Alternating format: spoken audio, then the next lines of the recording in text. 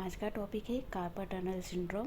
Previous video में हमने trigger finger and डेक्वेरियन syndrome के बारे में डिटेल में देखा था। अब कार्पल टनल सिंड्रोम के बारे में डिटेल में देखते हैं। फर्स्ट है कार्पल टनल। कार्पल टनल क्या है? It is an small tunnel on the Waller aspect of the wrist. Anterior aspect जो रिस्ट है वहाँ पे ये स्मॉल टनल होता है। Tunnel is bounded by carpal bones and transverse ligament. ये किससे बना होता है टनल? कार्पल जो बोन्स होते हैं वो एंड ट्रांसवर्स कार्पल लिगामेंट है, इससे ये कार्पल टनल बनती है। अब structure pass through the carpal tunnel. कौन से स्ट्रक्चर है जो पास होते हैं कार्पल टनल से? तो 9 टेंडन एंड 1 नर्व। ये एक मीडियल नर्व है। 4 tendons of the flexor digitorum profundus, flexor digitorum superficialis के 4 tendon and flexor pollicis longus का 1 टेंडन। तो टोटल कितने 9 टेंडन पास होते हैं कार्पल टनल से एंड 1 मीडियल नर्व। तो ये स्ट्रक्चर आपको याद रखना है। अब इसकी एनाटॉमी देखते हैं, इसमें आपको आइडिया आएगा। ये क्या है? ये है कार्पल टनल। ओके, इसमें लिखा है ट्रांसवर्स कार्पल लिगामेंट। ये ट्रांसवर्स कार्पल लिगामेंट है और यहाँ पे सारे मतलब इस तरह सराउंडेड कार्पल बोन होते हैं। और यहाँ पे कौन से, ये देखो ये 4 टेंडन, मतलब ये जो टेंडन दिख रहे हैं आपको, ये टेंडन पास होता है। और ये येलो कलर की जो है वो मीडियन नर्व है। ये मीडियन नर्व कार्पल टनल से पास होती है। और मीडियन नर्व है जो थंब, ये वाली फिंगर, ये, और फिर यहाँ से ring finger, half of ring finger. तो इस तरह से thumb, index finger, middle finger and ring, half of ring finger को मीडियल नर्व सप्लाई करती है। क्लियर है? देखो, the medial nerve provides feeling और sensation to the thumb, index finger, long finger and half of the ring finger. Increase compartmental pressure for any region can squeeze the medial nerve. अगर वहाँ पे जो pressure increase होता है carpal tunnel में, तो क्या होगा, वो मीडियल नर्व को क्या करेगा? स्क्वीज करेगा। प्रेशर मतलब दबाव देगा मीडियल नर्व पे, जिसकी वजह से क्या होगा, मतलब आपको जो सेंसेशन है वहाँ पे टिंगलिंग नमनेस जैसा फीलिंग होगा। जहाँ पे वो नर्व सप्लाई करती है फिंगर्स में, वहाँ पे टिंगलिंग नमनेस आएगा। ओके,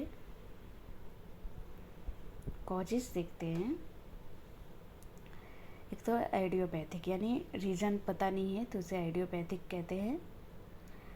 किस वजह से मतलब ये कंप्रेशन हो रहा है नर्व का, उसका रीज़न पता ना हो तो उसे आइडियोपैथिक कहते हैं।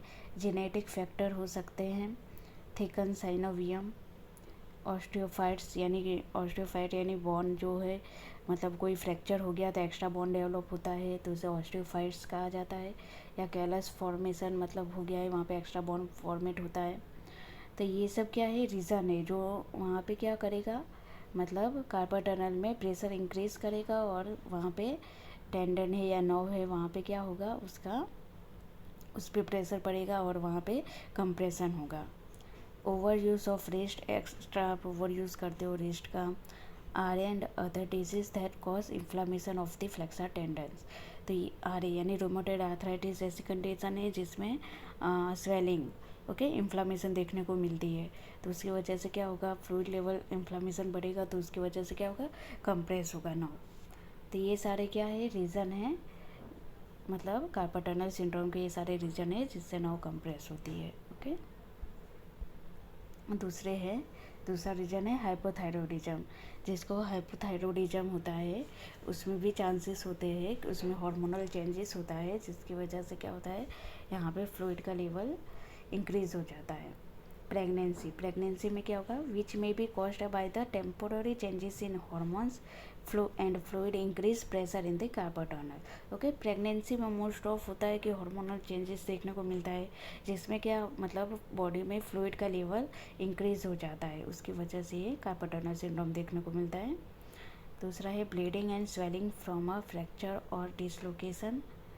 ओके, मतलब कोई एक्सीडेंट हो गया है, फ्रैक्चर हो गया है, तो उसकी वजह से भी क्या होगा, कार्पल जो बोन है वहाँ पे फ्रैक्चर हुआ है तो वहाँ पे स्वेलिंग मतलब इंक्रीज हो जाएगा, स्वेलिंग हो जाएगा, उसकी वजह से क्या होगा, नर्व कंप्रेस होगी। This is refer to as acute carpal tunnel syndrome. Okay, acute यानी थोड़े टाइम के लिए रहता है। Acromegaly causes excessive secretion of growth hormones. Acromegaly में क्या होगा, एक्सेसिव सिक्रीशन होता है ग्रोथ हार्मोन का। This causes the soft tissue and bones around the carpal tunnel to grow and compress the medial nerve. Okay, तो इसकी वजह से क्या होगा, सॉफ्ट टिश्यू एंड बोन्स जो होते हैं वो मतलब ग्रोथ होते हैं, एक्स्ट्रा ग्रो होंगे, और उसकी वजह से क्या होगा, वो कार्पल टनल है वहाँ पे प्रेशर क्रिएट करेंगे और कंप्रेस होगा मीडियल नर्व का। तो ये सारे कॉजेज थे जो कार्पल टनल सिंड्रोम के लिए रिस्पॉन्सिबल हैं। अब साइन एंड सिम्टम्स, कौन से साइन एंड सिम्टम्स देखने को मिलते हैं, तो क्या होगा, जब मीडियल नर्व कंप्रेस होगी तो नमनेस देखने को मिलेगा, टिंगलिंग आएगी, बर्निंग सेंसेशन होगा, और जो जितने मतलब एरिया में हैंड में सप्लाई करता है वो सारे एरिया में ये सेंसेशन देखने को मिलेंगे, टिंगलिंग, नमनेस एंड बर्निंग। दूसरा है numbness and tingling usually worse with sleep.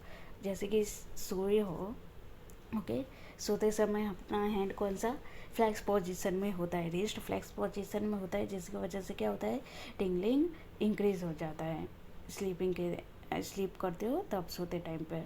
People tend to sleep with their wrist flexed which increase pressure on the nerve.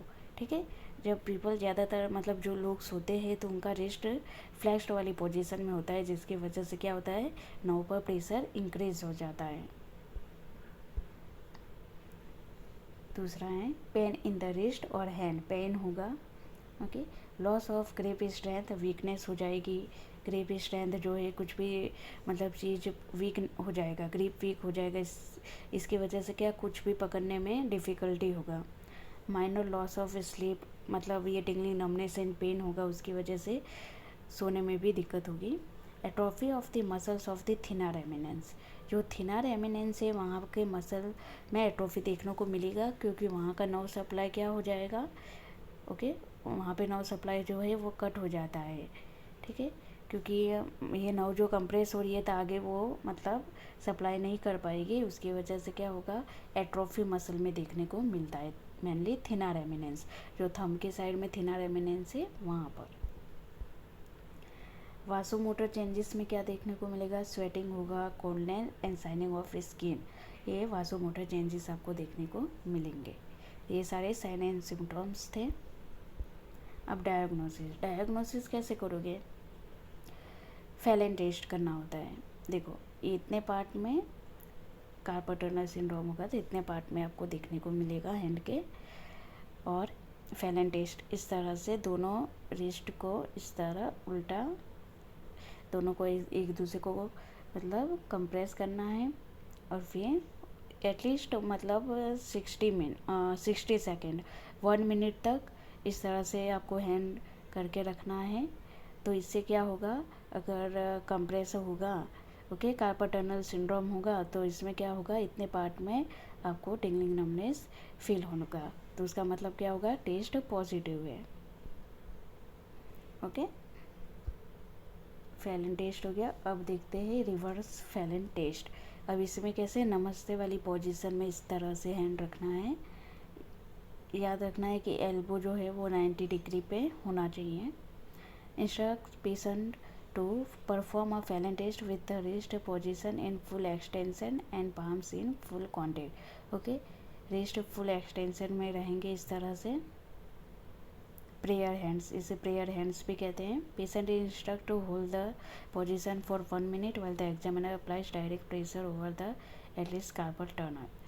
Tingling, numbness and और paresthesia indicate a positive test for carpel tunnel syndrome. ठीक है, तो tingling, numbness इस तरह से आप 1 minute तक रखोगे तो क्या होगा, 1 मिनट में आपको देखने को मिलेगा, अगर कार्पल टनल सिंड्रोम है तो टिंगलिंग, नमनेस इस तरह के सिम्टम्स आएंगे, उसका मतलब है कि टेस्ट पॉजिटिव है।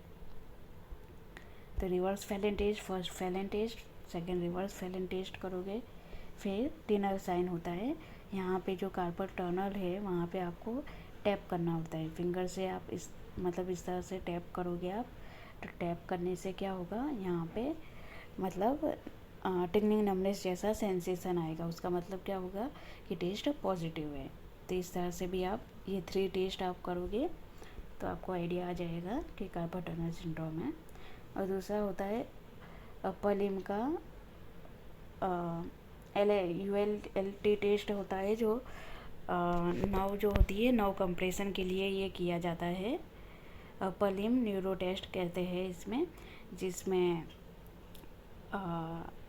मीडियल नर्व के लिए, रेडियल नर्व के लिए, अल्ना नर्व के लिए अलग अलग पोजीशन में इसका टेस्ट किया जाता है। तो ये वाला टेस्ट करने से भी आपको आइडिया आ जाएगा। दूसरा है MMT एंड सेंसेशन, ये दोनों भी आपको चेक करना है। हमने देखा उसमें ग्रिप वीक हो जाता है।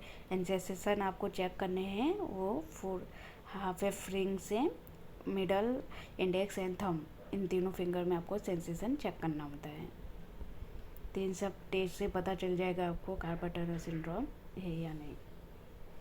अब देखते हैं ट्रीटमेंट में आएगा कॉर्टिकोस्टेरॉइड इंजेक्शन में provide temporary alleviation of the symptoms. Corticosteroid injection दे सकते हो टेम्पोररी सिम्टम को एलिवेट करने के लिए। फिर सर्जरी भी की जाती है। Release of the transverse carpal ligament is undertaken in carpal tunnel surgery. तो इसमें क्या होगा, ट्रांसवर्स कार्पल लिगामेंट होता है उसको रिलीज़ कर दिया जाता है, जिससे क्या होगा, जो कार्पल टनल पे प्रेशर हो रहा है, मतलब नर्व पे प्रेशर आ रहा है, वो रिलीफ हो जाए।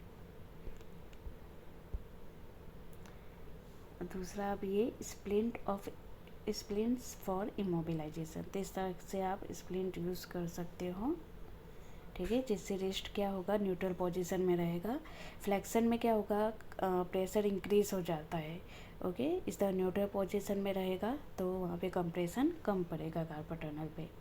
तो इस तरह आप स्प्लिंट यूज़ कर सकते हो। फिजियोथेरेपी मैनेजमेंट में क्या कर सकते हो, relieve pain, increase muscle flexibility, improve muscle power, improve joint range of motion, medial nerve mobilization, protect the nerve and modify activities. तो ये सारे फिजियोथेरेपी मैनेजमेंट है। इस तरह से आप मतलब पेन को रिड्यूस कर सकते हो, ओके। तो ये था आज का टॉपिक कार्पल टनल सिंड्रोम। इसमें कोई डाउट है तो आप पूछ सकते हो। वीडियो पसंद आई हो तो लाइक, सब्सक्राइब एंड शेयर कीजिएगा। Thank you.